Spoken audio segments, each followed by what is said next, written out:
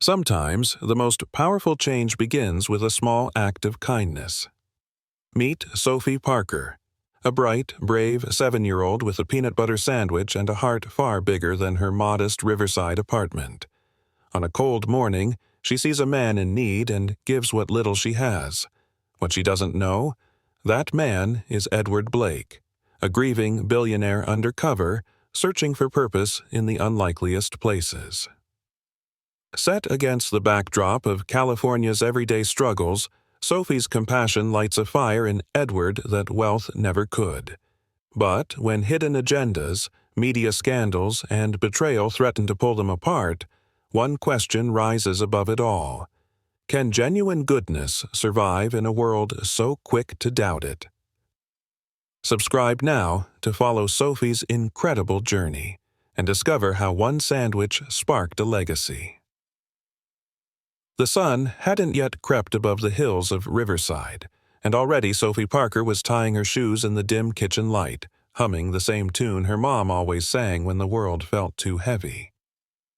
"Double knot, just like I showed you," Rachel whispered, sipping instant coffee out of a chipped mug, her scrubs slightly wrinkled from last night's shift. Sophie nodded and tugged her sneakers tight. "Got it, Mama." Their apartment on Magnolia Avenue was small but lived in with love. The walls were covered in crayon-drawn flowers and taped-up report cards. A magnet on the fridge read, "One day at a time." The living room couch doubled as Rachel's bed most nights. They didn't have much, but what they had, they shared. Rachel knelt beside Sophie and tucked a sandwich into her daughter's worn lunchbox. "Ham and egg, extra mustard. That's your favorite, right?" Sophie smiled, sleepy but grateful. "Yours too." Rachel brushed a stray curl behind Sophie's ear and tried not to let the fatigue in her eyes show. She worked nights at the Riverside Community Hospital, 4 12-hour shifts in a row. It wasn't glamorous, but it paid the bills. Most of them, anyway. As Sophie pulled on her second-hand jacket, Rachel crouched to zip it up. "Hey," she said gently, placing a hand on Sophie's shoulder. "If someone looks cold or hungry today, and you feel safe, okay? Don't turn your heart off, but be smart." Sophie tilted her head. "Like last time? With the kid who had no gloves?" Rachel nodded. "Exactly like that." Outside, the cold nipped at their cheeks.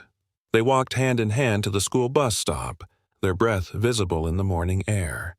Sophie stopped in her tracks when she saw the man. Slumped against the side of a bus shelter, bundled in layers of worn coats, sat a bearded man with tired eyes. His hands were cracked. One shoe had duct tape wrapped around the toe. He didn't ask for anything. He just sat, staring blankly ahead. Sophie squeezed her mom's hand. "He looks hungry," she said softly. Rachel looked down. "I know, baby, but..." Before she could finish, Sophie opened her backpack, took out her sandwich, and walked slowly to the man.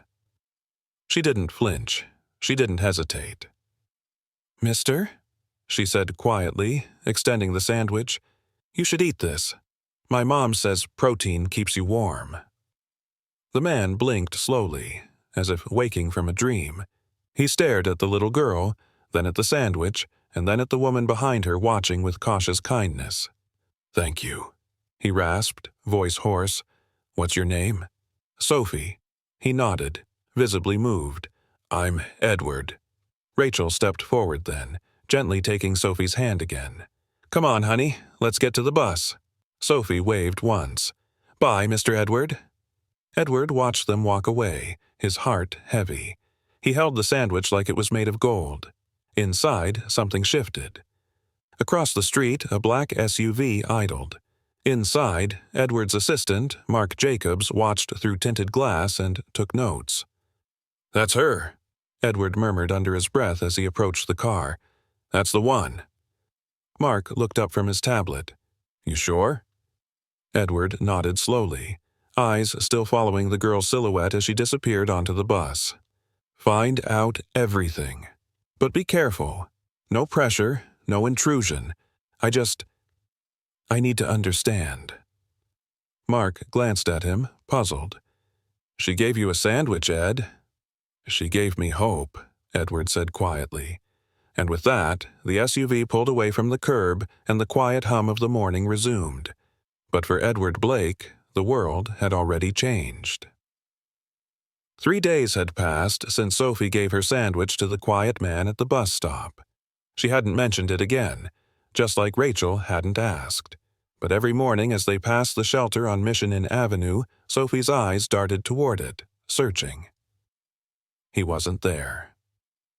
Meanwhile, inside the sleek top floor of a downtown Riverside building, Edward Blake stood behind his office window, watching the morning traffic inch along. Dressed now in a tailored gray suit, freshly shaved, he didn't resemble the man Sophie had seen that morning. Exhausted, half forgotten, but the memory clung to him. "I didn't expect a sandwich to hit me harder than a Fortune 500 acquisition," he said dryly, breaking the silence. Mark Jacobs, his assistant of nearly a decade, looked up from his laptop. "Her name is Sophie Parker, 7 years old, 2nd grade at Riverside Elementary, lives with her mom, Rachel Parker, 29, single, registered night shift nurse at Riverside Community Hospital. No siblings, no spouse." Edward nodded, eyes still on the window. "You said she offered her lunch." Mark nodded. "She gives away her food regularly. One of the cafeteria aides said she once gave half her milk to a classmate who forgot theirs. No one taught her to do it for show." A beat of silence. Edward turned, voice quieter. "What about the mom?" "Hard-working, protective, graduated from Cal State San Bernardino. No criminal record. No debt, surprisingly. But she's exhausted, Ed. Working 3 nights a week and 2 double shifts on weekends. Still manages to pack Sophie a real lunch every day. No frozen junk." Edward's throat tightened. He pulled a small, weathered photo from his wallet. His late daughter, Emily. In it, she grinned beside a science fair project. Protein and the power of kindness. A lump formed in his chest. "I know the look," Mark said gently. "She reminds you of Emily." Edward nodded, his voice nearly breaking. "She didn't give me that sandwich because she pitied me. She gave it because she thought I needed warmth. She didn't even ask my name until after." Mark waited a moment, respectful. Then, carefully, "What do you want to do?" Edward exhaled, steadying himself. "We don't show up with cameras or charity. No headlines, no foundations named after her, not unless she chooses that. We empower, we observe, we support, quietly." "You want to meet the mom?" Mark asked. Edward thought for a second. "Yes, but only if she's willing, and not through a press release or public stunt. I want her to understand that this started with her daughter's heart, not my money." Back in the modest apartment on Magnolia Avenue, Rachel was fighting sleep as she sipped microwaved tea and folded laundry on the couch. Sophie worked on a coloring book nearby, her feet dangling off the ottoman. "Do you think that man ever ate the sandwich?" Sophie asked out of nowhere. Rachel looked over, a soft smile on her face. "I think he did, honey, and I think it mattered." Just then, a soft knock came at the door. Rachel's eyes narrowed slightly. She checked the peephole and saw a man in a pressed jacket, holding a business card. No clipboard, no sales pitch, just calm. She opened the door cautiously. "Hi, Ms. Parker?" the man said kindly. "I'm Mark Jacobs. I work with someone who recently met your daughter in a way that changed his life. He'd like to thank her, and you. Would you be willing to talk?" Rachel blinked, instinctively stepping in front of Sophie. "You, from social services?" "No, ma'am. Edward Blake. He's a philanthropist. Private. Low-key. He used to have a daughter. Your child reminded him that there's still good in the world." Rachel studied him. "Let me guess. He's a billionaire." Mark hesitated. "Yes, but that's not the part that matters to him today." She didn't say yes, but she didn't say no.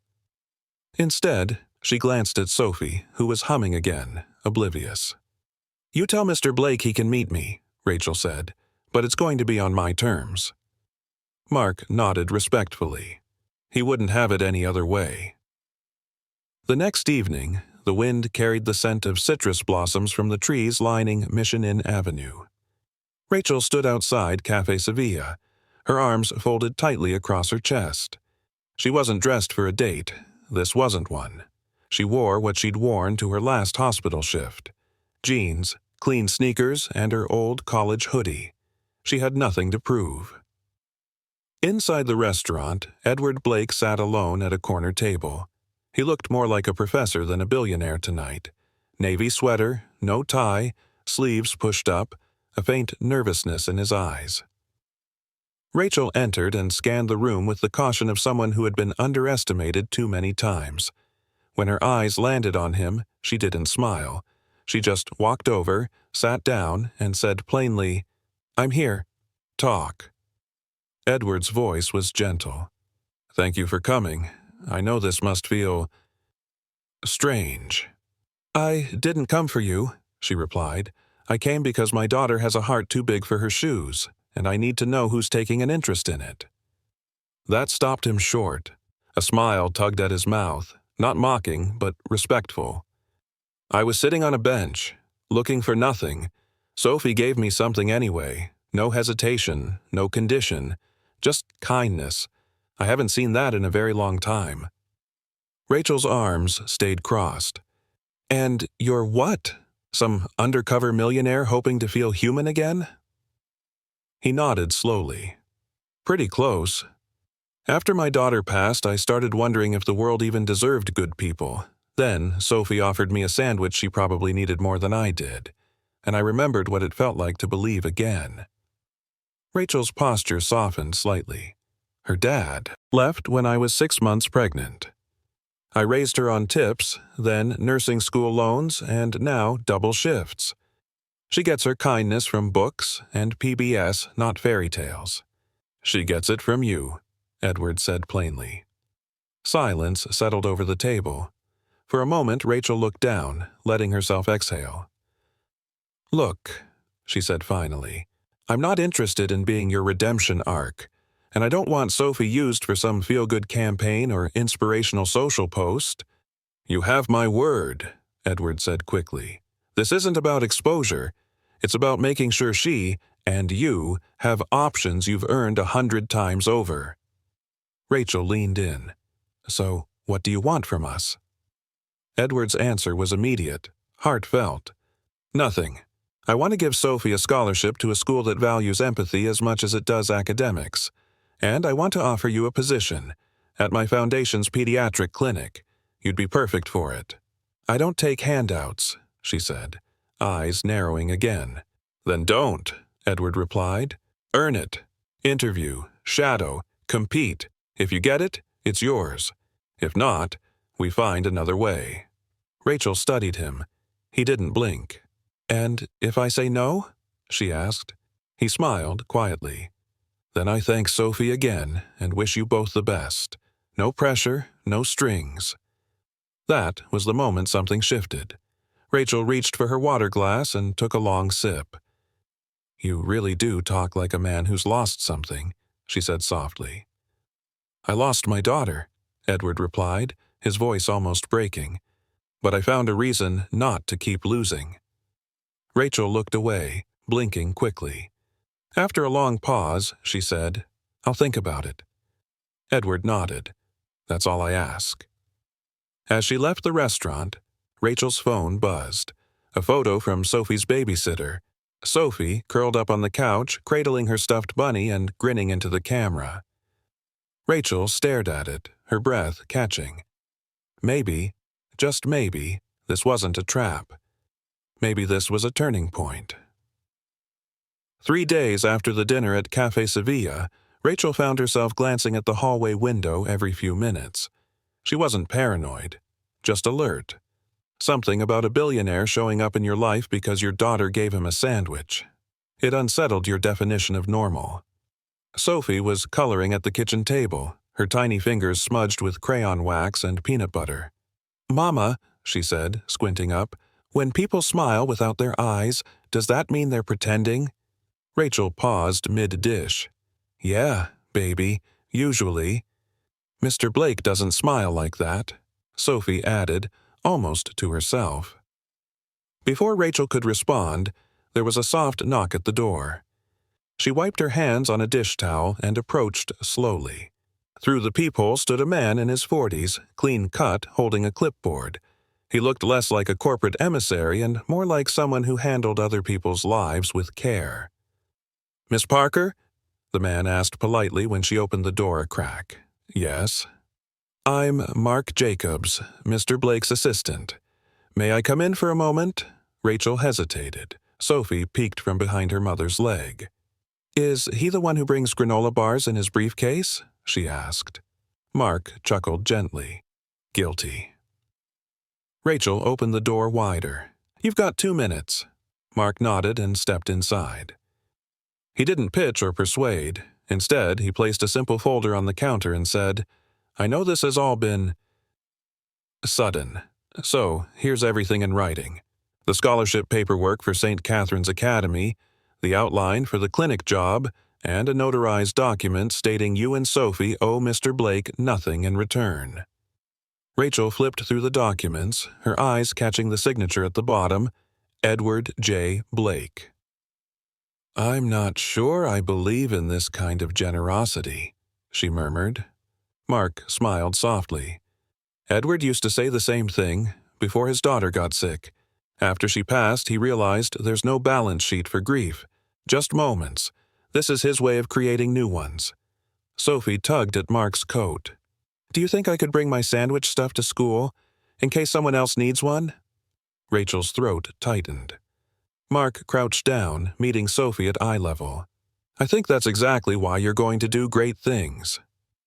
Rachel walked him to the door. Before he stepped out, she asked quietly, "Why us?" Mark looked back. "Because your daughter did something most people don't. She noticed, and that matters." That night, after Sophie had fallen asleep with her arm around her stuffed bunny, Rachel sat at the kitchen table, alone. The folder was still there. So was the weight in her chest. She reread the job description. Pediatric Care Coordinator, community-based, patient advocacy experience preferred. She could do it. She had done harder with less. The offer wasn't a gift. It was a door. And maybe, just maybe, it was time to step through. Rachel picked up her phone and typed a message. "Hi, Mark. This is Rachel Parker. I'm in. Let me know when I can start the interview process." Then she hit send. Across town, in a quiet high-rise, Edward Blake read the message and exhaled, relieved, grateful, and quietly hopeful. Rachel walked into the lobby of the Blake Foundation's Children's Wellness Center on Monday morning feeling like she'd wandered onto a movie set. Glass walls shimmered with morning light. Murals of smiling kids danced along the corridors. And in the center of it all, a curved reception desk greeted her with a gentle, "Welcome, Ms. Parker." The woman behind the desk stood. "I'm Helen. You must be Rachel. Mr. Jacobs is expecting you." Rachel nodded politely, masking her nerves. She clutched her tote bag like it held armor. Mark Jacobs met her just beyond the security checkpoint. "Rachel, thank you for coming. We'll begin with a short orientation and then meet the clinic director." Rachel raised an eyebrow. "This is still an interview, right?" Mark smiled. "Of course, but we believe every first impression should be a two-way street." As they walked, he gestured toward an indoor garden nestled between patient rooms. Edward wanted every child here to feel sunlight, even if they're too sick to go outside. Rachel slowed, watching a little girl in a hospital gown point excitedly at a butterfly mural. Her heart softened. In the interview room, she met Dr. Priya Shah, the pediatric clinic director, calm, clear-eyed, and fiercely intelligent. "So, Rachel," Dr. Shah began, "I see you've worked 5 years in emergency pediatrics. That's no small feat." Rachel exhaled, grateful to be speaking the language of medicine. Night shift nurse, Riverside Community Hospital. If it involved children in chaos, I was usually in the middle of it. Dr. Shaw smiled. Perfect. That's most of what we do, minus the chaos. Mostly. They spent the next hour in animated conversation, discussing patient advocacy, trauma-informed care, and what it means to show up for families who feel forgotten. When it was over, Dr. Shaw shook Rachel's hand firmly. We'd be lucky to have you. If you're interested, the role is yours. Rachel blinked. Just like that? Dr. Shaw nodded. You're exactly who I'd want watching over my own child. Outside, Mark handed Rachel a sealed envelope. From Edward. He said you'd know when to open it. Back home, Sophie was already seated at the kitchen table, working on an origami star. How'd it go, Mama? Rachel sat beside her, tugging the envelope open. Inside was a note on thick ivory paper. Rachel, thank you for letting us grow something beautiful together. I'll never replace what you've built with Sophie, but I hope to help build alongside you. Edward. Beneath the note, a smaller card. St. Catherine's Academy. Enrollment confirmed. Supplies covered. A handwritten message in the corner. Kindness is the best kind of scholarship. Rachel didn't realize she was crying until Sophie leaned over and whispered, Was that a good letter or a bad one? Rachel laughed softly through the tears. The best kind. Later that evening, Edward called. I wanted to check in. Was the message too much? Rachel hesitated for a beat. It was honest, and no one's been that in a long time. I just want to be helpful, Edward said gently, and I know that's not something I can force. You can't, Rachel agreed, but you can keep showing up. I will, he said quietly, every time you'll let me. She hung up and looked across the room at Sophie, now asleep, her arms wrapped around the same sandwich box she'd used that day at the bus stop. Rachel realized then they were no longer just surviving. A new chapter had begun. Not charity, not rescue, a choice, a chance. And for the first time in years, she was allowing herself to believe in both. Café Sevilla buzzed softly with ambient jazz and candlelight.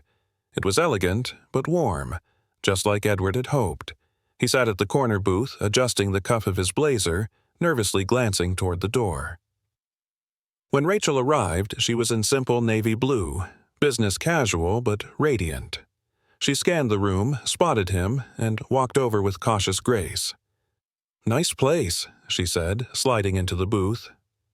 Thank you for coming, Edward said sincerely. I know this must feel strange. She studied him for a moment. It does. You're a billionaire. I'm a night nurse. Our paths don't usually cross, unless you're bleeding in the ER. He smiled. Believe it or not, I prefer kindness to stitches. Their server arrived, and they ordered. Rachel choosing a modest salmon dish, Edward opting for the chef's special. Once the waiter left, Rachel folded her hands and leaned in. Let's not dance around this. Why me? Why Sophie? What's the real reason you're doing all this? Edward nodded slowly, expectedly. Because she reminded me of someone. Your daughter, Rachel said quietly. Yes, Emily, he said, his voice tightening. She would have been 11 this year. Bright, fearless, always trying to give something even when she didn't have much left. Rachel's expression softened. When Sophie gave me that sandwich, Edward continued, she didn't look for recognition. She wasn't afraid of me, or cautious like most people are around the homeless. She just gave. And I saw my daughter in that moment. Silence hung between them. Not heavy, just full. I'm not looking to replace Emily, he added. And I don't want to replace Sophie's father. I don't even know if there was one. There was, Rachel said, eyes distant, and he left before she was born. Never met her. Edward nodded respectfully. I'm sorry, she sighed, her guard lowering a notch. It's hard to trust people who suddenly show up with big promises. We've built something small but stable. I won't let anyone, unravel that." "You shouldn't," Edward said immediately, "and I'm not asking you to change anything. I just want to invest in the good that already exists." Rachel stared at him for a long moment, her voice quieter now. "I believe you mean that. But belief isn't trust. That takes time." "I can wait," Edward said softly. Back at home later that night, Rachel sat at the foot of Sophie's bed, watching her daughter sleep. Her little fingers clutched a worn paper crane, a leftover from craft night at Harmony Church. Downstairs, the note Edward had written still sat on the kitchen table. She read it again. "I'll never replace what you've built with Sophie, but I hope to help build alongside you." It wasn't grand, it wasn't overpromised, it was, strangely, just enough. Meanwhile, across town, Edward stood at the window of his high-rise, sipping coffee and looking out over Riverside's dim skyline. Mark Jacobs stepped inside. "Dinner go well?" Edward didn't answer at first. "I think I'm more nervous now than before," he admitted. "They're not charity cases, Mark. They're a family.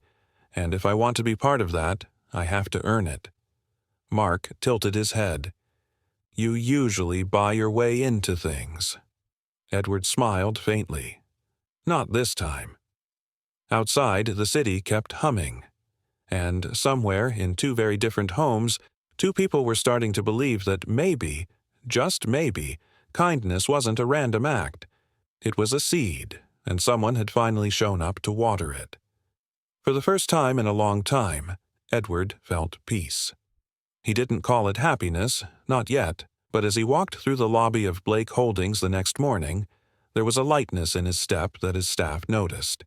He even smiled when the security guard greeted him. But peace, it turns out, doesn't sit well with those who feed on chaos.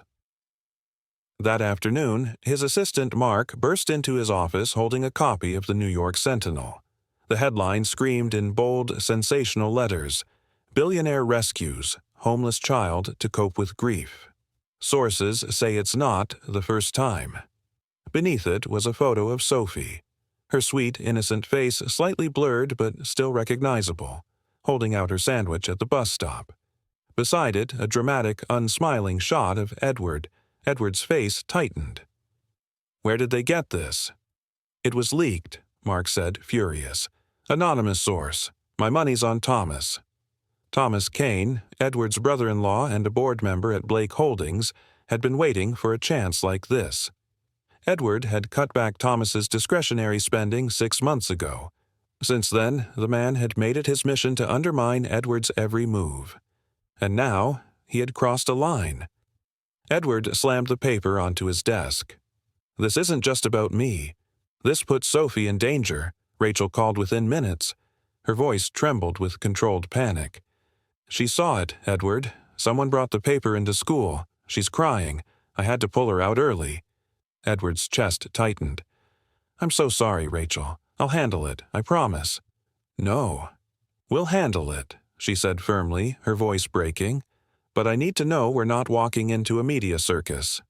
"You're not," Edward said, his tone both soft and steel. "Let me show you how I fight back."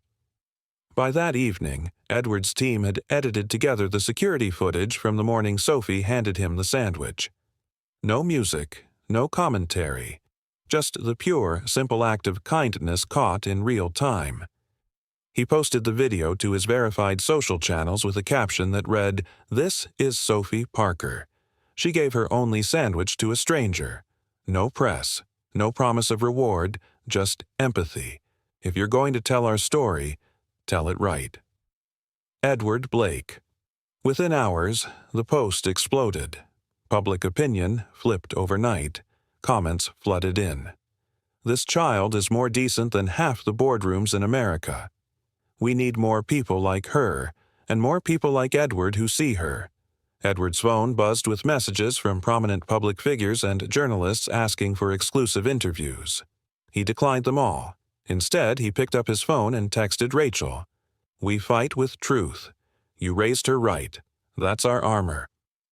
That same night, Thomas Kane stepped into the hospital where Rachel worked. Dressed in a crisp suit and oily charm, he waited for her at the nurse's station. "You know," he said when she finally approached, "I admire the hustle. Land a billionaire with a cute kid and a tear-jerking backstory." Rachel blinked. Calmly, she pulled out her phone and hit record. "Please repeat that," she said coolly. He froze. "Thomas Kane, right?" she asked. "Board member, public company. Do you always make unsubstantiated personal attacks in hospitals?" He turned on his heel and stormed off, but it was too late. The damage had already shifted. By the next morning, Edward's legal team had reviewed the recording. Combined with prior complaints and financial irregularities, they made a decisive move. At an emergency board meeting, Thomas Kane was officially removed. And Edward? He didn't gloat. He didn't spike the ball. Instead, he texted Rachel one word: safe. In Riverside that evening, Rachel tucked Sophie into bed. The girl looked up with big eyes. "Am I really brave, Mom?" Rachel kissed her forehead. "Braver than most people ever learn to be." Sophie smiled and whispered, "I hope Mr. Edward is okay." Rachel closed her eyes, her heart full of gratitude and something unfamiliar: hope. "He will be," she said. "He's got you on his side." The next morning, Rachel stood at the kitchen counter, stirring pancake batter with methodical precision. Sophie hummed at the table, carefully coloring in a princess crown. Everything felt unusually calm, but Rachel's mind wasn't. Last night had changed things. Edward had protected them, not just with money or words, but with action and respect. Still, she wasn't ready to be swept into someone else's life without conditions. She had a daughter to raise, a future to shape on her own terms. So when Mark Jacobs texted, asking if they could meet again, Rachel responded, "Only if it's not about favors. I want to be heard, not rescued." Mark replied with a single word: understood. They met at Café Con Libros, a small neighborhood bookstore with a coffee bar tucked behind leafy palms and warm brick walls. Rachel chose the booth by the window, public, neutral ground. Edward arrived 5 minutes late, wearing jeans and a navy sweater instead of his usual suit. He looked less like a billionaire and more like a man trying to be human. Rachel nodded as he sat across from her. "Thank you for what you did, for standing up for Sophie." Edward leaned forward slightly. "She stood up first. I just followed her lead." Rachel allowed a small smile. "Then let's follow it with honesty." She reached into her purse and pulled out a short, typed document. 2 pages, no frills. "I don't want charity, but if you're serious about building something long-term, these are my conditions." Edward raised an eyebrow but didn't interrupt. He read through the list silently. Sophie will attend St. Catherine's Academy on scholarship, not sponsorship. Rachel will apply for a pediatric coordinator position at the Blake Foundation Clinic, earning it through her credentials. All medical expenses, education, or housing support will be openly discussed, not assumed.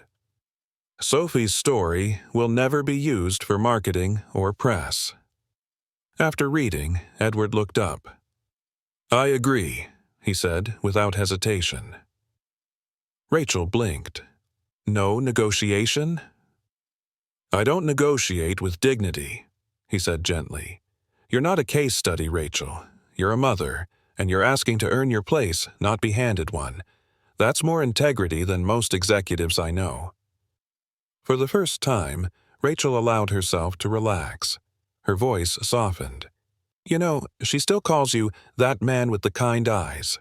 Edward laughed quietly. "I'll take that over billionaire weirdo any day." They talked longer than either expected, about Sophie's favorite books, about Rachel's years in pediatric ER units, about grief and how it lingers like background noise, never fully silent. Weeks later, Sophie started her first day at St. Catherine's Academy in a second-hand uniform that still smelled like fresh lavender. Rachel, meanwhile, joined orientation at the Blake Foundation Clinic, where she quickly won over the staff with her calm under pressure and deep compassion. Every evening, they returned to their same apartment on Magnolia Avenue. Nothing extravagant changed. No mansions, no luxury cars. But there was stability now, security, and hope that didn't come with a price tag. Edward visited once a week. He never showed up unannounced, always texting first. Sometimes he helped with Sophie's homework. Other times he simply joined them for spaghetti night. He never asked for more than they offered. He just showed up, with presence, not power. One Friday evening, Sophie handed Edward a crayon drawing. It was a stick figure of 3 people, holding hands under a blue sky. The 2 taller ones were labeled Mom and Mr. E. The little one had a speech bubble. "You're my safe place." Edward felt the tears threaten, but he smiled instead. "You're mine too, kiddo." Rachel watched from the kitchen, hand over her heart, unsure whether to cry or laugh. She chose to do both, quietly, gratefully. The past had left scars on each of them, but little by little those scars became something else, not just reminders of pain, but proof of survival, of choice, of love chosen freely, not bought. And as the sun dipped low behind Riverside's palm-lined streets, Rachel knew. This wasn't the end of a struggle. It was the beginning of something beautifully earned. The following week opened like a promise. Rachel was thriving at the Blake Foundation Clinic, quickly earning praise from colleagues for her calming bedside manner and tireless focus. Sophie, now in her second week at St. Catherine's Academy, came home brimming with stories of spelling bees and new friends. Even Edward, usually buried in boardrooms, found himself smiling more, especially when he spotted Sophie's colorful drawings tucked in his leather briefcase. But not everyone was smiling. At a glossy corner office on the 23rd floor of Blake Holdings, Thomas Kane scowled at the latest news clippings. Headlines praised Edward's shift from mogul to mentor. Financial blogs ran features on the company's new philanthropic focus. And Sophie's story had gone viral, in a good way. Thomas poured whiskey into his coffee mug. "Empathy billionaire? What a joke." Thomas had long seen himself as the real architect of Blake Holdings' rise, and Edward's rebranding, with a single mom and a street kid at the center, was, to him, a threat, not just to the company's identity, but to his control. And he wasn't done fighting. That Friday afternoon, while Rachel was finishing paperwork at the clinic, a sharply dressed man walked into the waiting area and asked for her by name. His smile was thin, calculated. "Thomas Kane," he said, extending a hand. "Family." Rachel hesitated, her gut tensing. She shook his hand out of politeness but didn't smile. "I don't think Edward mentioned you." "Oh, we don't speak often these days," Thomas said smoothly. "But I like to stay informed, especially when children are involved." Rachel's expression sharpened. "Excuse me?" Thomas leaned in slightly. "You're not the first woman to get close to Edward for security, but you are the first to play the grieving daughter card so effectively. Bravo." Rachel's hand trembled, but she held her ground. "You don't know me," she said, voice steady, "and you certainly don't get to insult my child." "Oh, but the press does, and the board does," he replied coldly. "They're wondering when you'll move into the penthouse, when Edward's grief will finally get the better of his judgment." Rachel snapped. "Is that what this is about? Judgment? Or just your own fear of irrelevance?" Thomas's jaw clenched. "You're not special, Rachel. You're convenient." Without another word, Rachel pulled out her phone, hit record, and held it visibly in front of her. "Thanks for visiting. I'll be sharing this with Edward, and your board."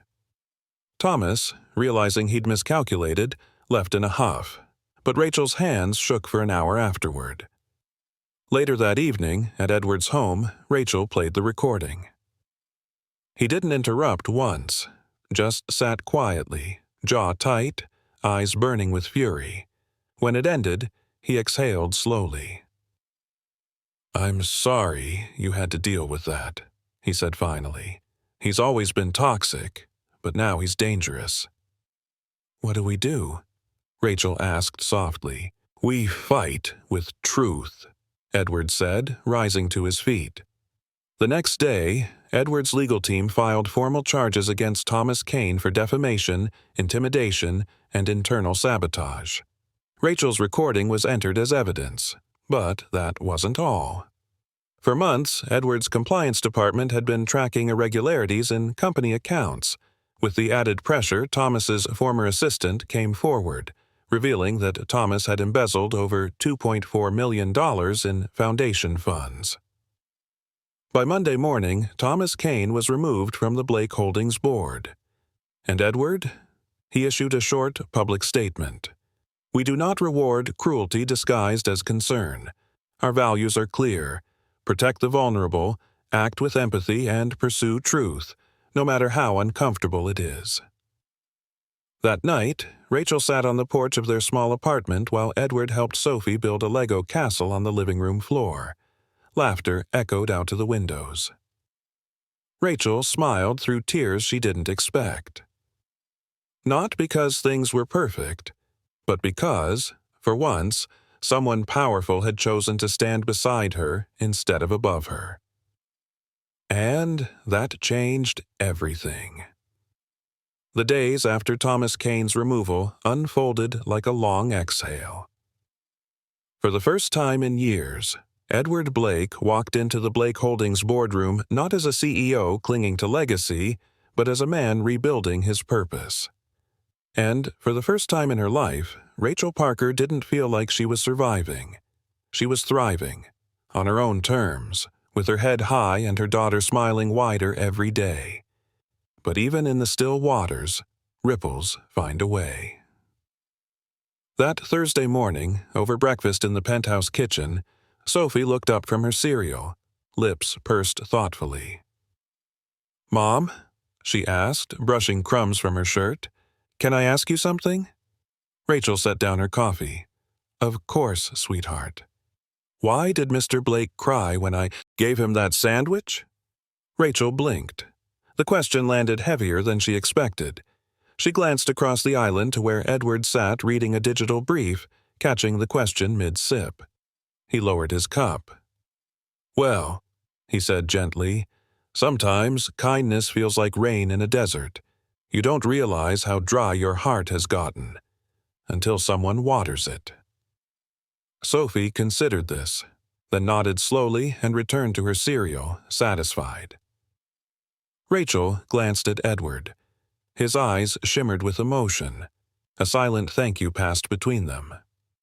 Later that afternoon, Rachel walked into a boardroom, not at Blake Holdings, but at the Emily Blake Pediatric Innovation Center, a division of Edward's foundation, where she'd just been offered the role of Director of Community Outreach. "You earned this," said the foundation's COO, extending a folder with her official offer.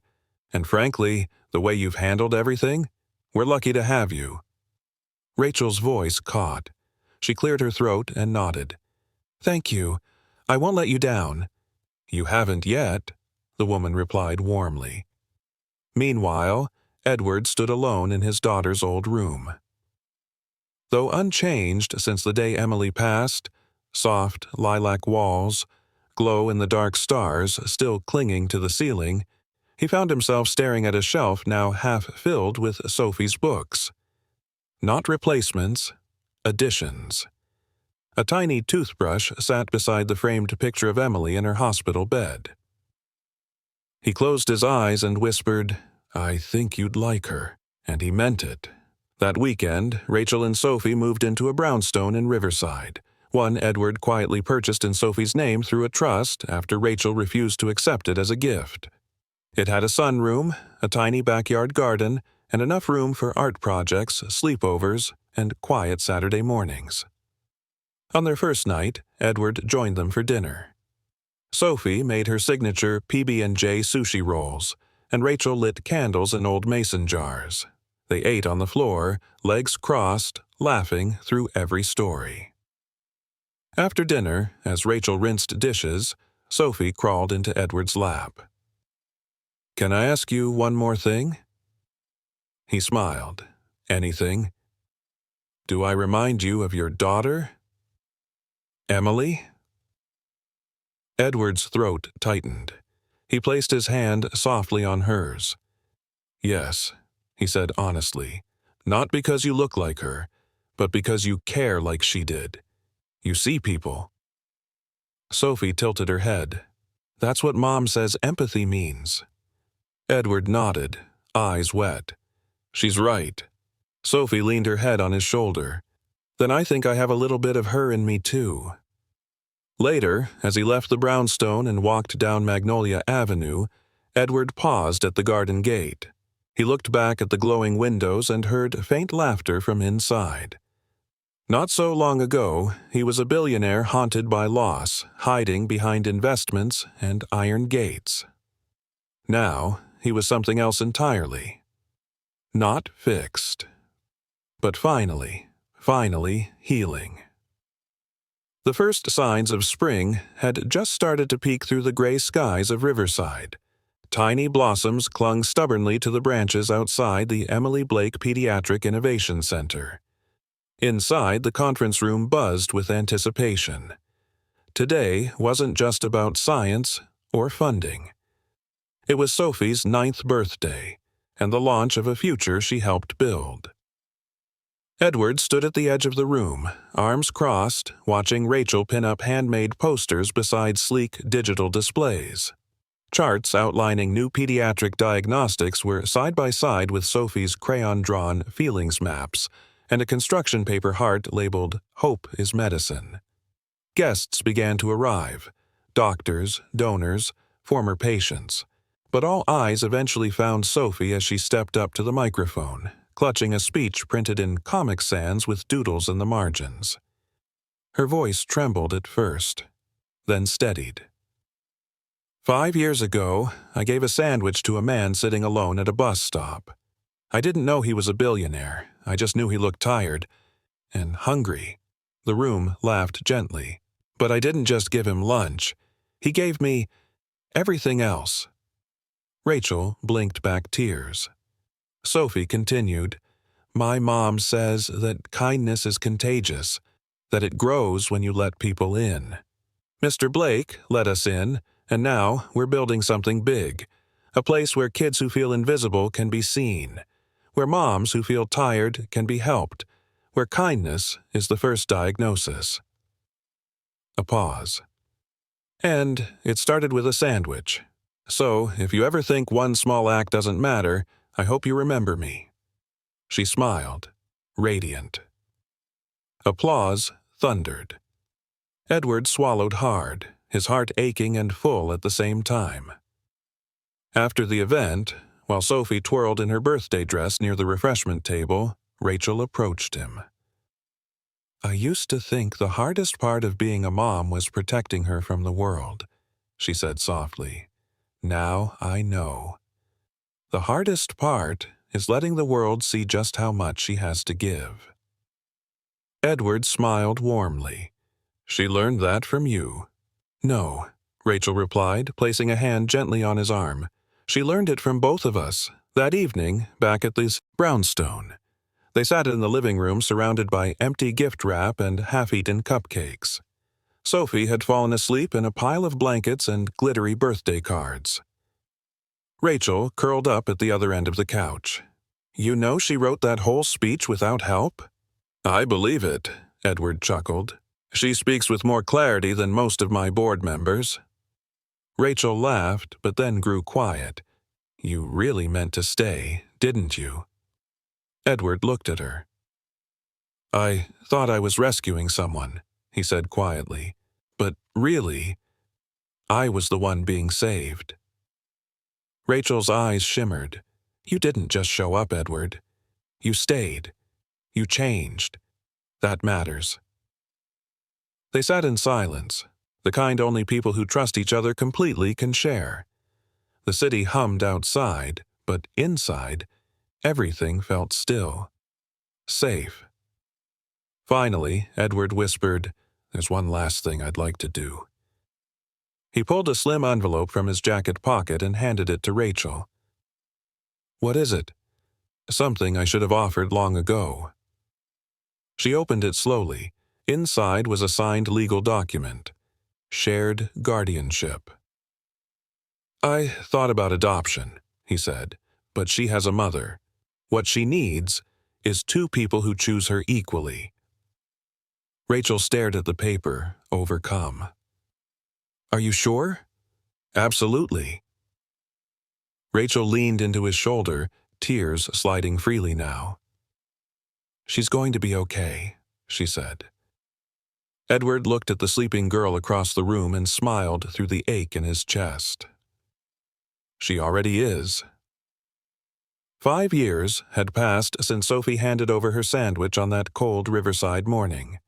5 years since a billionaire in disguise met a child whose kindness redefined his legacy. Now, the Emily Sophie Center for Pediatric Diagnostics stood as a quiet but mighty symbol of what happens when hearts open and strangers choose family. Inside, the day was winding down. Nurses shared laughter over coffee. Rachel reviewed grant proposals in her modest office, and Edward waited by the garden with 3 steaming cups of cocoa, one for each of them. He had grown comfortable in this slower rhythm of life, content to let purpose lead profit. Sophie, now 12 and impossibly taller, strolled through the glass hallway clutching a notepad. Her posture was confident. Her curiosity had only sharpened. "Mr. Blake," she called out playfully, using the name she'd once whispered at bedtime, "can I interview you for my school project?" Edward raised an eyebrow. "Interview? Again?" "It's for my civics class," she said seriously. "Topic is, who's the most influential person in your life?" He smiled gently. "Isn't that cheating?" "Only if I let you proofread it," she quipped. They sat by the fountain, a soft breeze rustling the white roses planted in memory of Emily, Edward's late daughter. Sophie flipped open her notebook. "What was your biggest fear before we met?" she asked. Edward hesitated, emotion flickering behind his eyes. "That I had already lived the most meaningful part of my life, and that nothing ahead could ever compare." Sophie tilted her head. "And now?" Now, the early spring sun filtered gently through the windows of the Emily Sophie Center for Pediatric Diagnostics. On the second floor, a mural painted by local kids wrapped the walls, a tree of hands with leaves shaped like hearts. In the middle stood Sophie Parker, now 12, her speech folded in trembling hands. She looked over at Edward Blake, sitting in the front row beside her mom, Rachel. His hair had grayed at the temples, but his eyes, steadfast and full of quiet gratitude, hadn't changed. Sophie took a deep breath. "I didn't know one sandwich could change a life," she began, her voice soft but steady. "But I also didn't know mine would be the one that changed. His." The audience stirred, quieting. "Back then, I didn't know he was a billionaire," she said, glancing at Edward. "I just knew he looked cold, tired, and my mom always said we share what we have, even if it's small." A few heads nodded. Rachel bit her lip, holding back tears. "That one sandwich became something bigger, not because it fed someone for a day, but because it reminded someone of love, of loss, of hope." She paused, her throat tightening. "And when Mr. Blake came into our lives, he didn't just give us gifts or money. He gave us chances to grow, to learn, to help others." The applause began gently.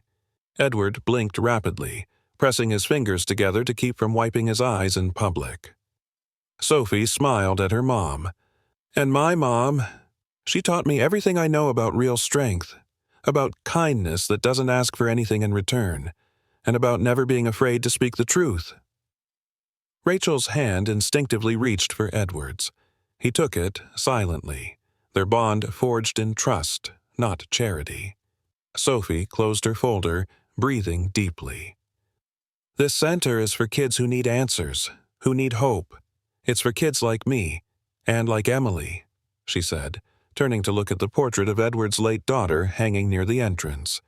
She didn't get to grow up, but her spirit lives here. Every test result, every treatment plan, and every second chance. The crowd stood, clapping. Sophie stepped down, and Edward met her at the stairs. He opened his arms, and she threw herself into them, whispering, "Thank you for seeing me." He whispered back, "You saved me, Sophie. You really did." Later that evening, the three of them sat on the balcony of their home, overlooking the city lights of Riverside. Sophie leaned her head on Rachel's shoulder, the breeze brushing their cheeks. Rachel chuckled softly. "Do you remember when I thought you were some weird guy camping outside a drugstore?" Edward smiled. "Do you remember when Sophie thought giving away her sandwich meant she'd go hungry all day?" Sophie grinned. "Totally worth it." There was silence then, not heavy, but peaceful. Edward looked up at the stars. "Emily would have loved you," he said gently. "She had your spark, your wild heart." Sophie didn't answer right away. She just nodded. "I think—" "She's proud of us," she said finally. "All of us."